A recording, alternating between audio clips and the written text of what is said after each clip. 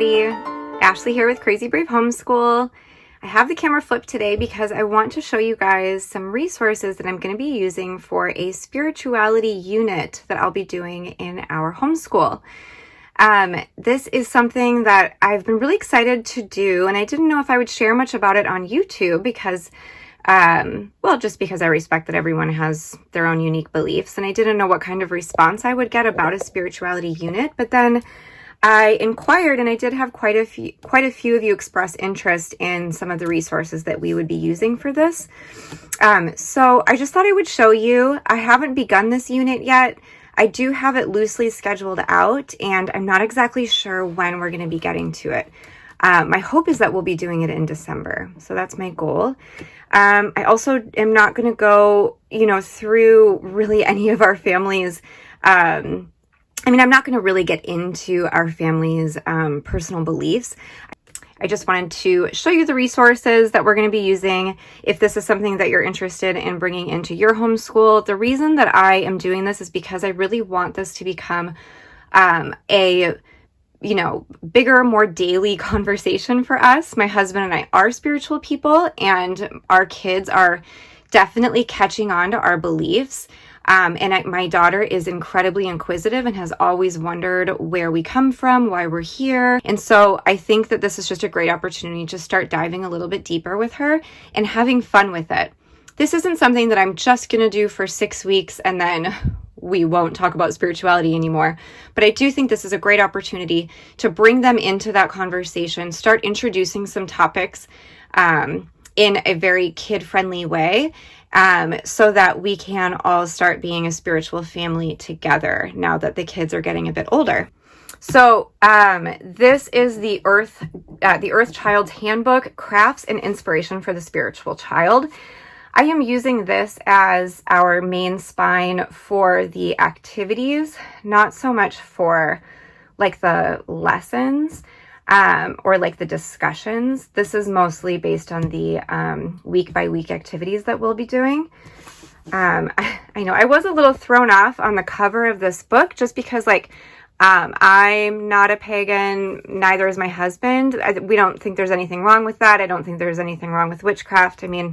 Really, vacuuming your house is technically witchcraft. But this does have a bunch of really beautiful concepts and crafts for kids. So I decided to pick it up. I got it off of Amazon.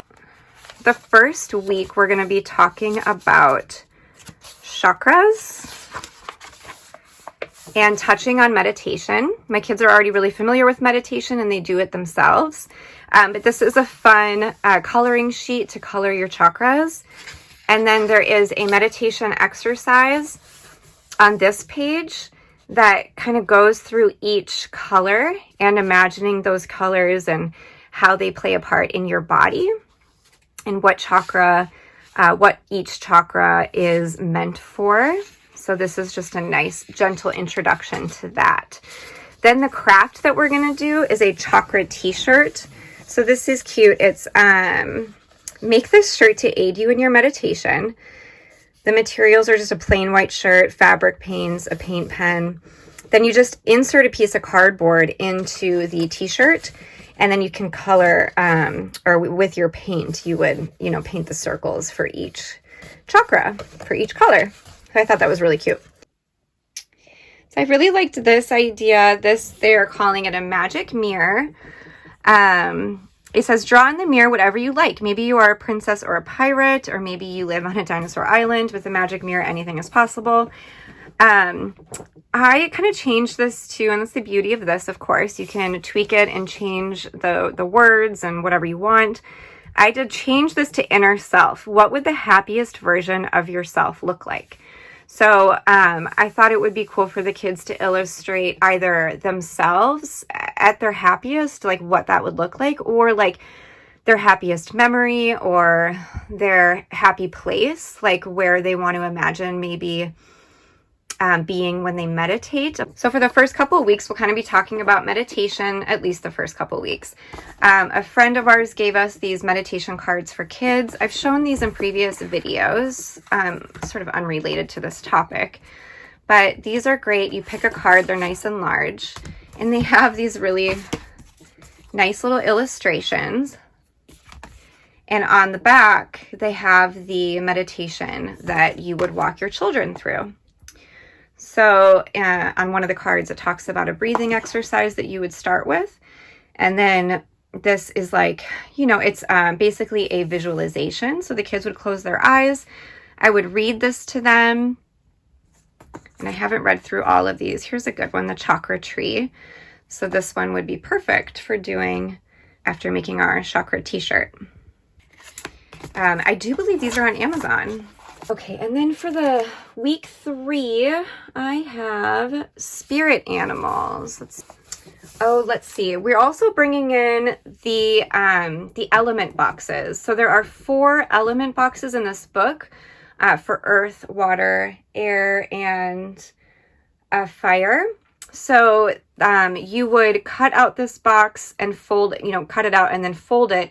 And throughout the week or throughout the unit, the kids can collect elements from the earth that they find and that they want to keep as little treasures. I would probably print this out on cardstock so that the box would be much sturdier. But we're going to be starting with the earth element box on week 3. And then I know we're talking about spirit animals. I wonder if there's a craft here for that. This is just like a pretty drawing page, So this week we'll be talking about Mother Earth.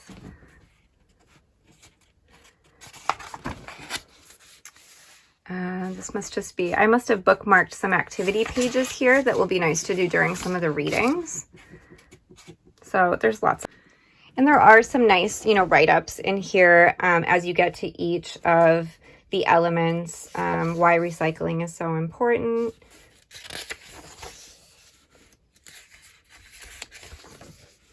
Okay, so in week 3, we're going to be talking about animal guides or your spirit animals. And this is cool. We get to go through each animal and what they represent spiritually to or for a person as a guide. Let's see. We're going to collect sticks and make a frame. Oh, we're going to frame a picture of the kid's spirit animal. So, they can choose whatever animal they want. I, personally believe that different animals visit us at different times in our lives for different reasons. But obviously I'll let the kids go ahead and pick whatever animal they think is their spirit animal and they can frame a picture of it. Excellent. And then there was something here. Oh, I thought it would be fun to do a face painting of the animal. So I could face paint on their face. What animal they chose. I think there is a recipe here for face paints. Yeah, homemade face paints. So we might do this, although my daughter does have face paints that she loves. And then this would be the air element box that I'll print off on cardstock and they can make, and they can put little elements of things that they find that remind them of air. I don't know what this would be. I feel like maybe if I found a feather, that makes me think of air because it flies. For fire, that would be the following week. So that would be week 5. So we'll make our fire box, of course. We do have beeswax candles, so maybe I'll incorporate some rolling of our beeswax candles for the fire chapter. We're going to be doing just like a loose, really gentle introduction into gods and goddesses. And I don't think I have anything specific for water either. So we'll just make our water box and collect things that remind us of water, maybe seashells. The rain stick could be fun. But anyway, it does get into, let me see if I can find it. Okay, so here in this chapter, this is the heavens, the stars, the god, and the goddesses.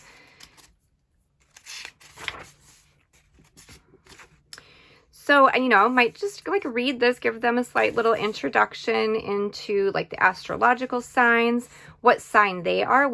I've never talked to them about what sign they are before, so they have no idea what that reference is. The symbols of their sign. These symbols for their sign is kind of fun. Spirit, the goddess, and the god. So we'll read through this. We are going to do a moon. So this is for week 6. The goddess in the moon. So I think weeks 5 and 6 are going to kind of combine, and we're going to do a joint study on goddesses and gods and the moon. So this will be a nice opportunity to start talking more about the phases of the moon. We haven't done a whole lot of that yet. Moon facts. So here are different goddesses. This will be fun. My daughter will like to hear about all these different goddesses. What deities mean.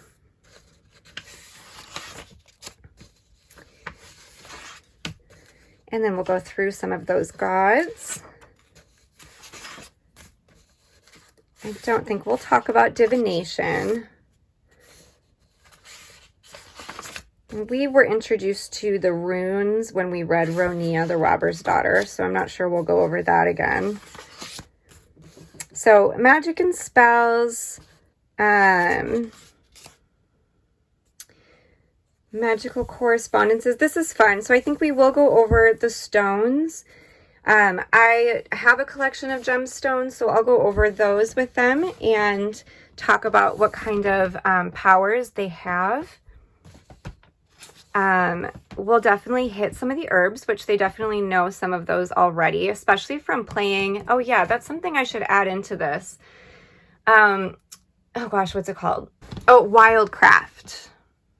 So I'll bring in the game Wildcraft, which the kids love to play, and make sure that we play that a couple times. So this is just like a really simple spell. You know, spells and rituals, they're just, you know, it's just making wishes. And I believe in wishes. I believe that that energy you put out there, you will receive. And so writing out their own spells, and then I think this is like, you freeze it in water and then you let it melt. I haven't read through the whole thing, but they're very innocent. And again, spells are just making wishes, and that's the way that I'll describe it to my kids. As long as your spells or wishes are always for good. Warm, fuzzy confidence spell. Good day, bad day box. This is where it would get more serious if your children were dealing with death of a loved one, or if like your parents were going through a divorce. I hope that I kind of explained that well. I'm kind of looking at all of this for the first time in a few weeks. I do have a main spine for the lessons. In fact, I might have 2. So the main one is Conversations with God for Parents. All right, so I love the Conversations with God books. There is book 1, 2, and 3. I'm not going to get into what these books are about. If you're curious, please look them up. I really adore them. And I was very excited when I found that Neil Donald Walsh had published a book, Conversations with God for Parents, sharing the messages with children. And so this actually does go through lessons. There is an introduction, which I will briefly show how the book is broken down. So he has these statements that outline how the book is broken down into lessons. These are much more complicated than the way he shows them here. He first shows them much more descriptive here. So these are the core messages of Conversations with God. You know, number 1, we are all one. 2, there is always enough. 3, there's nothing you have to do. 4, God talks to everyone all the time, and so on. And then he simplifies those messages here. Here is the list as it appears in our homeschooling approach. So then the way that the book works is that each number here he has broken into, or he has made into a lesson. But he does go through here to kind of prepare the parent for how to use the book and how to really teach these teachings, right? Because it's a complicated thing. I think this is really important here. He says, before we begin, a question, please. The first thing you have to do is ask yourself a key question. Do you want your children to embrace an already established in your own mind and very particular set of beliefs? Or do you want your children to notice and be aware of your beliefs and then be empowered to form their own beliefs, whatever they may be? Always in the issue of parenting, this becomes the key question, not only as it relates to the subject of God, but as it relates to everything. And so he kind of just like continues off of that notion. What kind of a family are you? What kind of beliefs do you have about God? And how exactly do you want to go about conveying them to your kids? But he really helps to hold your hand a bit through that if you really don't know. But the important thing is that you do agree with the first 3 books and those messages if you're going to use this book for teaching spirituality to your kids. So it's really important to read Conversations with God 1, 2, and 3 before you were to read this book. So chapter 1 is that first kind of bullet point, that first message, which is we are all one. So he kind of goes through, what exactly that means, especially in the book Conversations with God, how God describes to him that message. And then once he kind of goes through all of that, like this would obviously be for you to read and really digest. Then he goes into lesson 1. In teaching children this concept, you may wish to begin by. So these are just ideas. This is not like any kind of scripted curriculum. He just goes through ideas about how you might want to convey this message that we are all one. And then some of these are really short, like lesson 2, offer your child concrete examples of the abstract concept of oneness. So he gives you some ideas of how to convey that really abstract concept. Lesson 3, engage the child in activities that you know will capture interest and feel like fun. So like this one, I like draw a family tree to illustrate connectedness. Start with your child's family and then branch outward, showing the beginnings of connection. So lesson 4. So these first several lessons are all about that first concept, which is we are all one. And then I like this, introduce your child not only to the concept of oneness, but to the experience of it using meditation, connection, or yoga. So then chapter 2, that would be the next message. God talks to everyone all the time. So this is a way to explain to your child exactly what that means. So then, right, he's going through, this is for you to read first, and then the lesson. In teaching children this concept, you may wish to begin by. And then lesson 2, give concrete examples of your own understanding of God. Some of the ways that God speaks to us: emotions, intuition, appropriate physical touch from loved ones, dreams, nature, prayer, meditation, other people, music. So then again, several lessons in that message. Okay, so what I want to just say about this is that I'm only on chapter 2. I would really, even though I've read the books, I would really like to read this first before starting this unit because while I do trust it, I want to make sure that, that I just have a really good handle on which lessons I want to use. And I just want to feel confident about the way that I talk about my beliefs with them. So I need to get through this book before I do the actual unit study, I think. All right, so the other chapter book I got for myself, and I don't know if and when I'm going to get to this, and I really can't tell you anything about it because I haven't started it yet, but The Wise Child by Sonia Choquette. A spiritual guide to nurturing your child's intuition.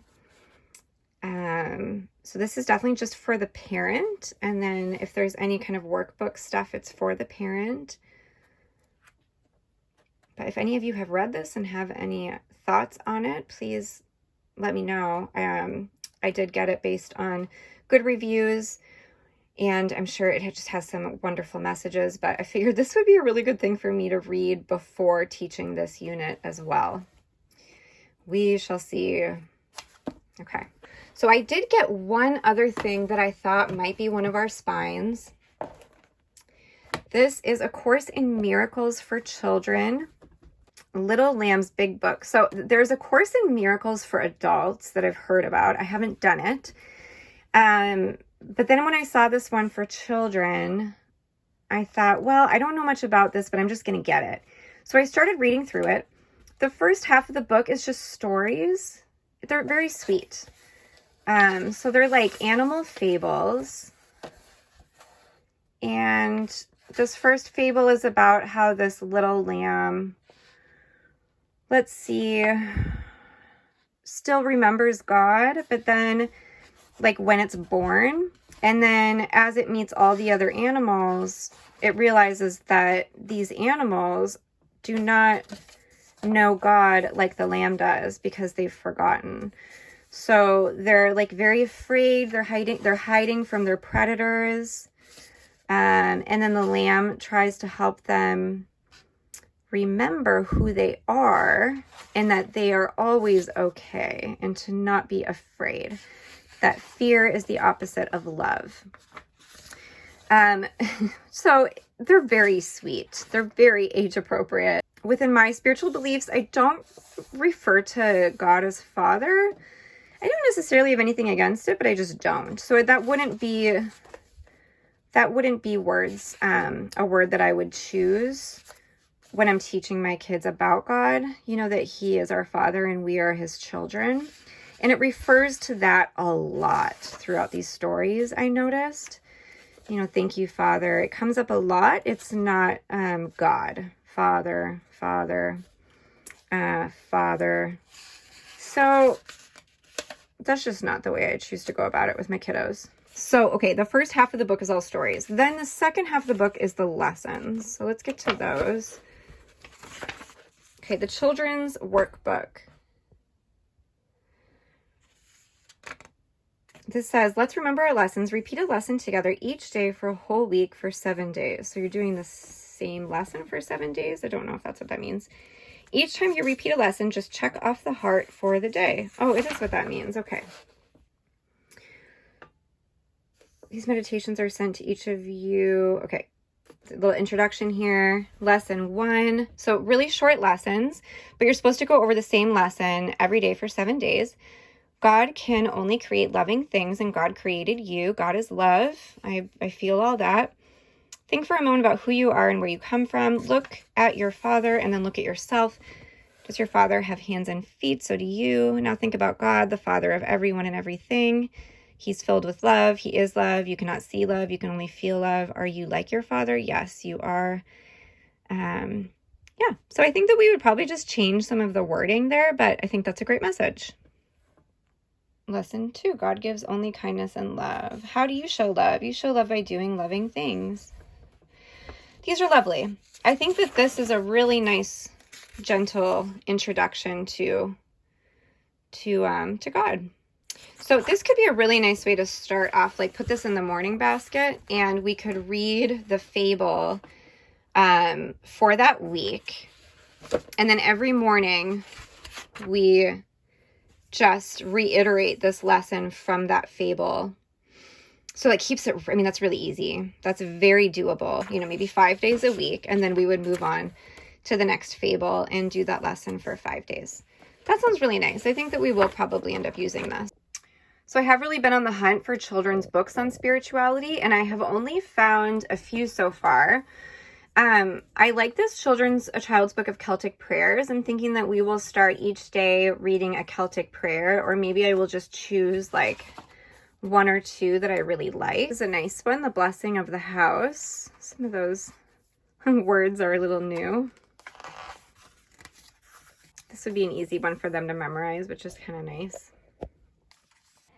This one's lovely. Peace between neighbors, peace between kindred, peace between lovers, and the love of the King of Life. Create our own prayer like this. We could say peace between friends and name some of our friends, maybe friends that we have a hard time with sometimes. Peace between our animals, like our pets. Peace between each other. Sometimes my kids fight a lot. Peace between the trees and the wild animals, and yeah, I think like we could come up with all sorts of things for that. So I got Deepak Chopra, On My Way to a Happy Life. This is lovely. So what if you could teach your children 7 lessons that would help them on their way to a happy and successful life? The ideas found inside this book are the most timeless laws of the universe presented in the simplest terms for young children. When kids understand the way the world works from a spiritual point of view, it makes it easier for them to navigate through it with joy, love, and happiness. So these are just wonderful little affirmations. Anything is possible. So we would probably read one of these every day. This one I love. So giving and getting. Do you want more friends, more fun, more of just whatever? There's an easy way to get it. And it really is quite clever.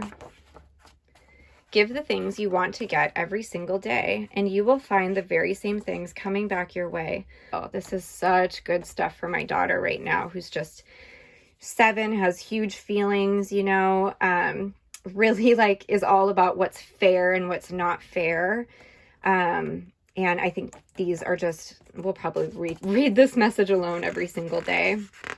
I think that's going to be great for her. So a little introduction to karma. I think that's great. This is perfect for her, creating peace. Sometimes you may wish that things were different than they are, but when you learn acceptance, life will be easier by far. I love that. Let's look at a couple of pages here. What is energy? Makes living things move. The sun, we get energy from the things. Energy to do things from wind and water. Okay, so like it really is just like very basic. What is energy? How do we use it? How does a tree use its energy? We fuel our bodies. We can use our thoughts to change our energy. So this unit is going to be so much about me talking to the kids about how powerful their thoughts are. And we can leave those thoughts in a very neutral state of mind. We can be okay with the thoughts that came, but we can also have the power to let them go. Sharing our energy. How do we keep it strong? I'd like to introduce Buddha to my kids.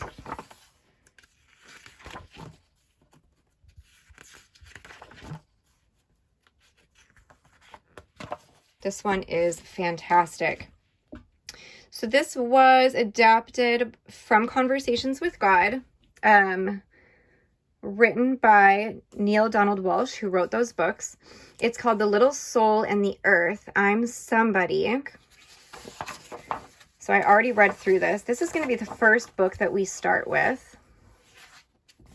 Okay, so it starts with this little soul in heaven, and he is waiting to, come down to or go through the doorway to earth and be a person, but he's very nervous, and God explains to him that I will always be with you. I will never be mad at you.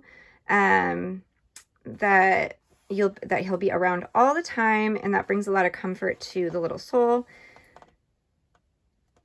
He says that's almost like being in heaven, and God says it is being in heaven. You can't leave heaven because heaven is the only thing I ever created. Heaven is everywhere you go. So then he says, but I'm going to send a guardian angel with you. Melvin is his very special friend who will always be with him.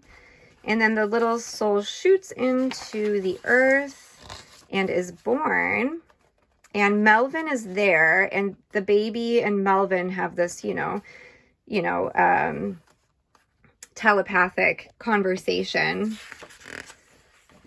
And what's funny is that he already starts to forget who God is. Which, when we become human, I think is fairly normal. And the cool thing is that he teaches the baby his first lesson about forgiveness. The baby is upset because the nurse put him in a cold, or like the bath wasn't warm enough. And so Melvin teaches him his first lesson of forgiveness. And the baby is like, well, how do I show the nurse that I forgave her? And he says, by showing love, something like that. And the baby says, well, how do I show love? And I don't know, somehow it comes up that the baby smiles at the nurse. And then the nurse knows that the baby forgave him or something like that. And then just the baby talks about how good it feels to feel love.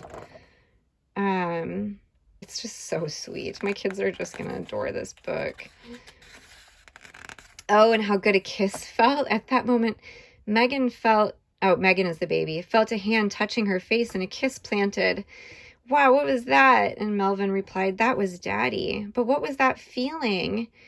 The little soul wanted to know. It's that feeling that I would know anywhere. What's that feeling that I felt when Mommy held me and Daddy kissed me? Love, her angel explained. That feeling is called love. And this is great. How can I get more of that? Oh, that's easy, said Melvin. Just give it away. So good.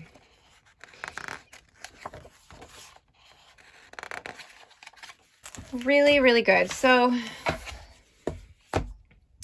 that, oh, and then one last thing. I did find a mindfulness coloring book at a grocery store that I just thought my kids, especially my daughter, she likes this kind of stuff. She would like this while I'm reading these books. So that's it, guys. I don't know. What do you think? I think that these are some pretty great resources, but this is really the first time that I'm diving into these topics with my kids, and I'm excited. I think this is going to be so fun for them and for me. I hope that I can do it soon. I should really just make the time to do it and maybe take some other things out. But anyway, let me know what you think of these resources in the comments, and thanks so much for being here. Bye.